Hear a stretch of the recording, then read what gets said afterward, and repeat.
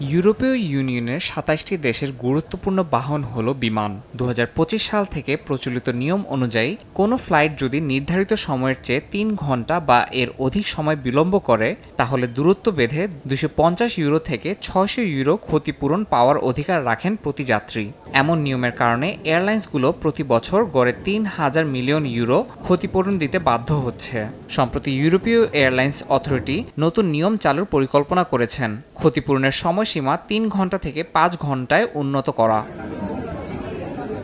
শুধুমাত্র ২০২৪ সালে ইউরোপে ফ্লাইট বাতিল এবং বিলম্বের কারণে ২৮,৭০,০০,০০০ যাত্রী ক্ষতিগ্রস্ত হয়েছেন। তবে তাদের অনেকেই পেয়েছেন ক্ষতিপূরণ, যেই তালিকায় রয়েছে হাজারো বাংলাদেশিও। বিশ্লেষকদের মতে নতুন নিয়মে ক্ষতিপূরণ পাওয়ার অধিকার ৩ ঘন্টা থেকে ৫ ঘন্টায় উন্নত করা হলে এয়ারলাইন্স কোম্পানিগুলো লাভবান হবে। তবে ক্ষতির মুখে পড়বে যাত্রীদের অধিকার এবং প্রশ্নের মুখে পড়বে সেবার মান। এয়ারলাইন্সগুলোর দাবির মুখে নতুন ক্ষতিপূরণ আইন পাশ করতে সব দিক বিবেচনা করবে কর্তৃপক্ষ, এমনটাই মনে করেন ইইউ নাগরিকদের পাশাপাশি প্রবাসী বাংলাদেশিরাও। সময় সংবাদ, ইতালি।